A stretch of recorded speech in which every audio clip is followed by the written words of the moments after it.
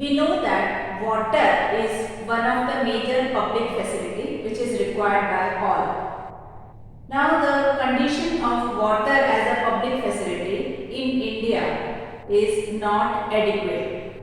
It is not equally distributed properly in all the states of India.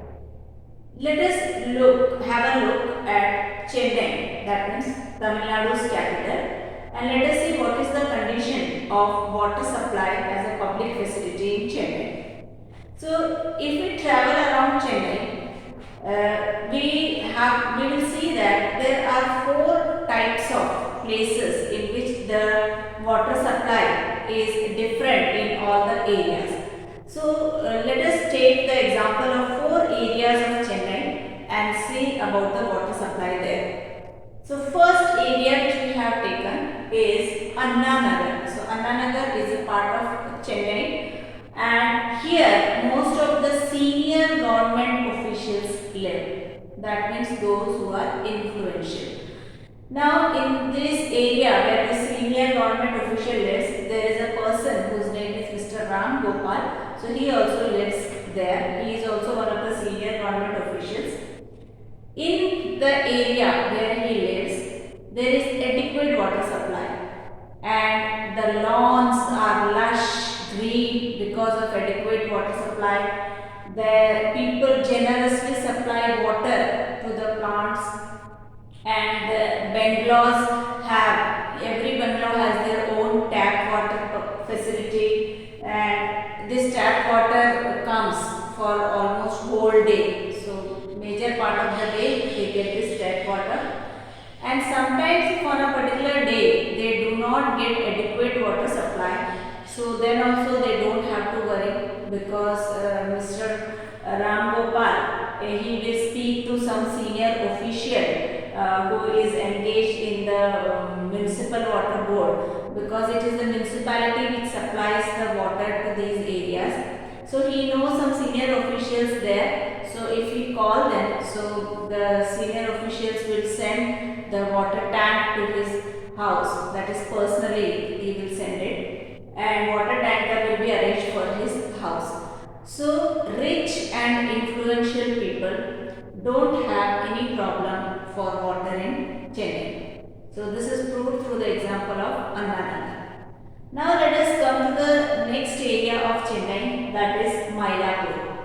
So Mylapore is an area where so many apartments are there, and there is a person whose name is Subramaniam who also lives in one of such apartments.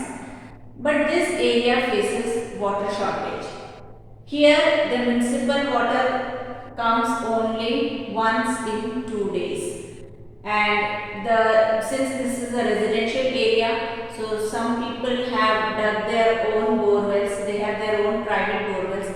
But because the water there is brackish, that means little salty, so people are not able to use this water for drinking. So they are using this water for washing, and they are using it in toilet and for other purposes for which clean water is required. They are paying money and buying the tankers. So the tankers come with water, and the people purchase water from this tanker.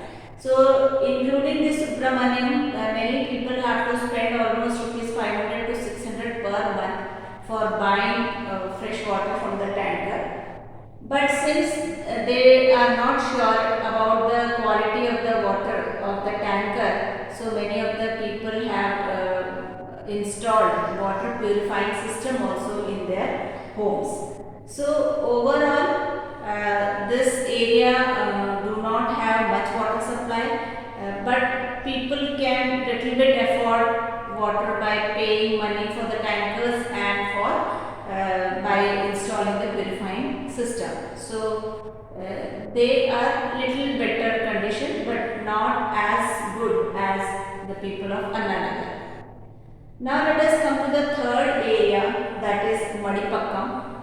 So Madipakkam is an area where the water supply is little less than what we saw in Mylapore. So here in Madipakam there is a person whose name is Shiva, who lives in a rented house in the first floor.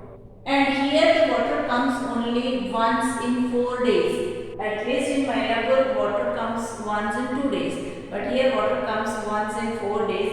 So since water supply is not enough, so Shiva cannot bring his family, and because if family is there, more water will be required and he cannot afford that much money. So he is living alone, and for drinking water he is buying the bottled water.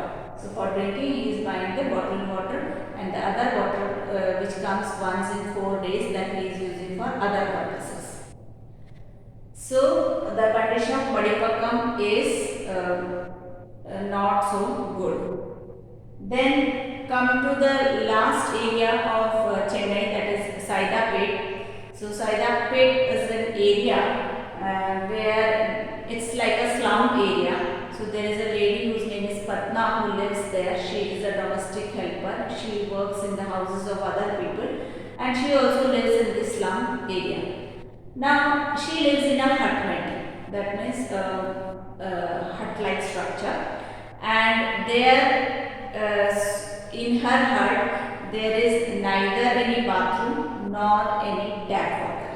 So the people are using common bathrooms there and a common tap. So one common tap is there at the end of that area, in the one corner of that area, and that tap water is used by 30 families of that area. So all of them have to depend on that tap water. This tap water also comes only water is supplied only 2 times a day, and that too only 20 minutes. Since every family requires minimum 3 buckets of water every day, so there is a rush for this tap water, and it's very difficult for people to fill water for 30 families, and only water supplied 2 times a day, and that to 20 minutes. So the condition is very horrible. In summer season, the condition becomes more horrible because the amount of water that comes through this tap also drastically reduces. That means only trickling water comes, and then it takes a lot of time for the buckets to fill. So some families get water, some families do not get water. So those families who are getting the water, they are getting it on the cost of the other families, because somebody has to suffer because of that. And many times people have to wait for long hours for the municipal water supply to come. So this leads to a horrible condition, and the life of the people in such areas become very difficult. So in this way we have seen how the water supply varies from one place to another place in a place called Chennai. So this is the condition almost everywhere in India. This is only an example, but this condition occurs in many parts of India where water supply is inadequate and